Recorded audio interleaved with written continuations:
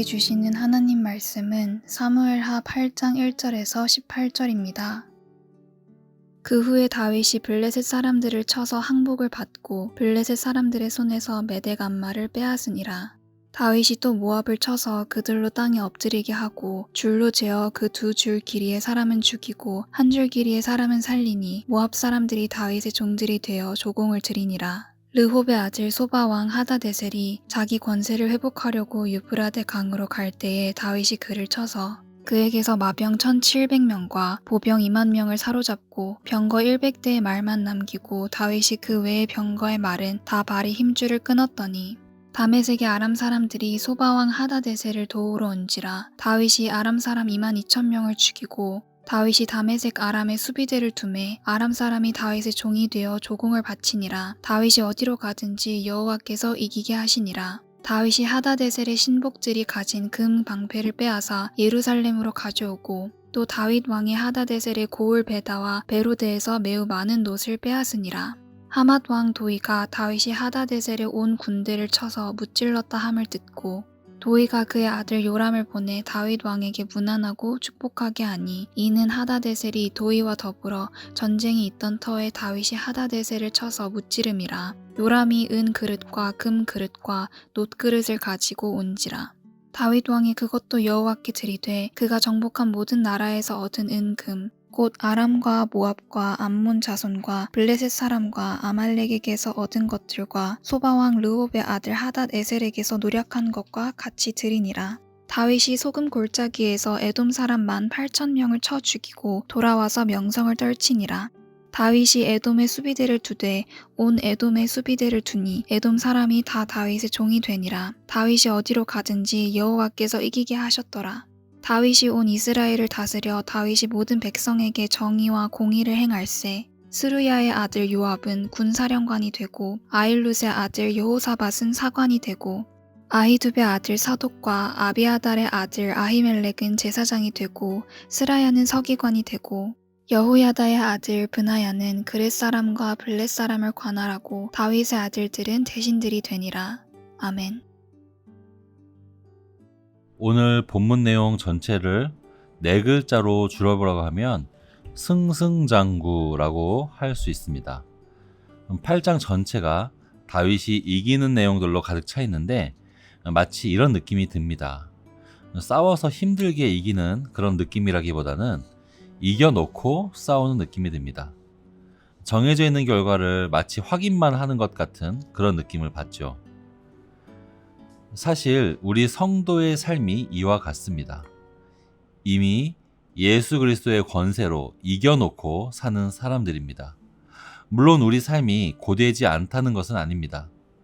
다윗 역시도 실제 전쟁 때는 두렵고 떨리면서 전쟁을 했겠죠.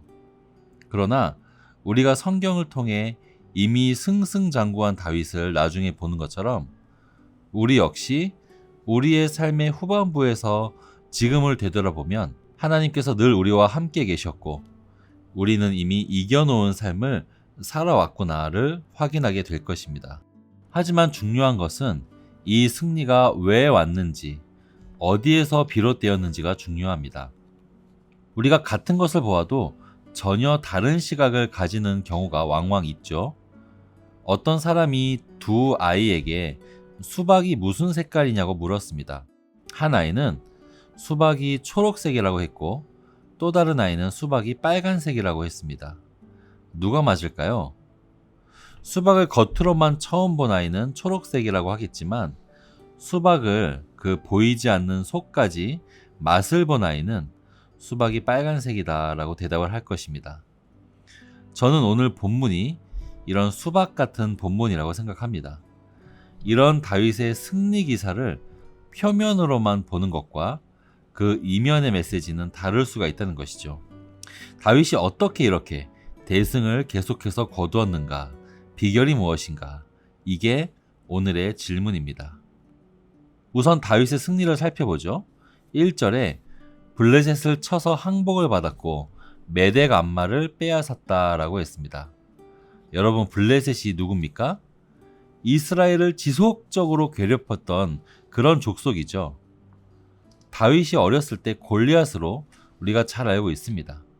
그리고 더 전에는 이스라엘의 언약궤마저도 빼앗았던 그런 누헷갓이 아니겠습니까? 블레셋은 이스라엘의 영원한 적입니다. 그런 블레셋이 오늘 1절에 보니까 항복을 했습니다. 메덱 암마를 빼앗았다라고 했는데요. 메덱 암마, 우리 성도님들이 가지고 계신 성경책 아래쪽에 보시면 모성의 굴레 이렇게 번역이 되어 있으실 겁니다. 모성의 굴레. 마치 얼핏 들으면 무슨 드라마 제목 같기도 한데요. 여기서 모성은 어머니 성, 즉 본부가 되는 성이라는 뜻입니다. 당시 블레셋은 바다를 중심으로 하는 해양 도시들의 연합체였습니다. 그래서 블레셋의 우상도 다곤이라는 하반신이 물고기인 인어 모양의 우상을 섬겼죠. 그 5개의 성 중에서 가장 큰 성이 가드라는 도시였는데 거기를 모성이라고 하는 것입니다. 이 모성을 함락했습니다. 그러니까 1절에 블레셋이 항복했다는 것은 그저 한 번의 전투에 져서 퇴각했다는 정도가 아니라 완전히 끝이 났다는 뜻입니다. 실제로 블레셋은 오늘 본문 이후에 완전히 평정이 되었고 이 본문 이후로 더 이상 이스라엘의 적으로서는 역할을 못합니다. 다윗의 엄청난 업적이라고 할 수가 있겠죠. 이스라엘 중심으로 블레셋이 서남쪽이라면 모압이라는 지역은 동쪽입니다. 그리고 나서 그 후로 소바, 아람, 암몬 등등 북동쪽 국가들을 다 정복을 하죠. 다윗이 지금 쉬지 않고 계속 전쟁을 하고 있는데 마치 이겨놓고 싸우는 듯이 한 번도 지지 않고 사방으로 온 나라의 영토를 넓히고 있습니다. 어떻게 다윗은 이렇게 연전연승할 수 있을까요? 다윗 개인의 능력이 탁월해서일까요? 다윗의 부대가 특별하게 강해서일까요? 이 내용에 대해서 오늘 본문 중에 6절 그리고 14절은 분명하게 밝히고 있습니다. 여호와께서 이기게 하시니라. 다윗이 스스로 이긴 게 아니라 다윗으로 하여금 여호와께서 이기게 하신 것입니다. 우리는 그 이유를 앞장, 즉 사무엘하 7장에서 찾을 수가 있습니다. 여러분, 하나님께서는요, 무슨 일을 행하실 때 절대로 즉흥적으로 하시는 분이 아닙니다. 우리에게 먼저 약속을 주시고 그 약속대로 하나님은 행하시는데 그 약속을 언약이라고 합니다. 하나님은요, 구약 성경 전체 동안 몇 차례에 걸쳐서 굵직굵직한 언약들을 주셨고 나머지 내용들은 그 언약이 성취되는 과정을 보여주고 있는데 그 굵직한 언약 중에 하나가 바로 앞장 사무엘하 7장에 나오는 다윗 언약입니다. 그 중에 한 절을 보겠습니다. 11절 상반절입니다. 전에 내가 사사에게 명령하여 내 백성 이스라엘을 다스리던 때와 같지 아니하게 하고 너를 모든 원수에게서 벗어나 편히 쉬게 하리라. 이미 하나님께서는 다윗에게 원수를 정복하여 평화를 주실 것을 약속을 하셨고 그 약속이 이루어지는 내용이 오늘 8장의 내용입니다. 다시 말해서 다윗은 정말로 이겨놓고 싸운 게 맞죠. 하지만 하나님께서는 이 언약 안에 다른 내용도 주셨습니다.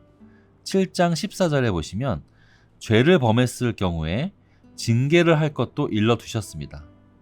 이 말씀 그대로 다윗은 순종하는 마음을 가졌을 때는 승승장구하다가 다윗이 음욕과 교만의 마음으로 죄를 짓게 될 때 다윗은 공경에 처하게 됩니다. 즉, 이 모든 것이 다윗 개인의 능력에 따른 것이 아니라 하나님의 언약대로 이루어진 일들이라는 것이죠. 사랑하는 성도 여러분, 그러면 우리의 삶은 어떨까요? 제가 서두에 성도님들의 삶은 다윗처럼 이겨놓고 싸우는 전쟁과 같다고 했습니다. 물론 오늘 하루 안에 치열한 전투가 많겠죠. 하지만 결국에는 그 모든 것들이 승리로 귀결될 것이라고 제가 말씀드렸습니다. 제가 뭐에 근거해서 그렇게 말할 수 있을까요? 제가 긍정적으로 생각하는 낙관론자라서 그렇게 말을 하는 것일까요? 아닙니다. 우리 역시도 하나님의 언약 안에 있는 자들이기 때문입니다. 그렇다면 우리에게 직접 적용되는 언약이 뭘까요? 성경 전체가 다 언약이지만 그 내용을 요약하면 예수 그리스도 안에 있을 때 우리가 잠깐은 고난을 겪을 수 있어도 결국 구원받고 승리하는 삶을 살게 될 것이다 라는 것이겠죠. 요즘에 담임 목사님께서 요한계시록을 풀어주고 계십니다. 저는 요한계시록이야말로 이 말세의 때에 성도의 결국을 모두 담고 있는 언약의 총체다라고 생각합니다. 주일 설교 잘 들으시고 그 안에 가득 담겨져 있는 언약이 나에게 직접적으로 연결되어 있다는 사실을 꼭 기억하시기 바랍니다. 사무엘하 7장의 언약이 있고 8장의 성취가 있는 것처럼 우리의 오늘 하루도 7장과 8장 사이를 살아가고 있는 것입니다. 언약과 성취 그 사이를 우리는 오늘 하루 채워가고 있습니다. 사랑하는 성도 여러분, 우리 역시 언약 안에 있습니다. 우리의 결국과 우리가 행해야 할 모든 것이 말씀 안에 있습니다. 말씀을 의지하시고 승리하시는 성도님들 되시기를 축복합니다. 두 가지 기도 제목입니다. 첫 번째, 말씀 안에 주어진 하나님의 언약을 기억하며 살아가게 하소서.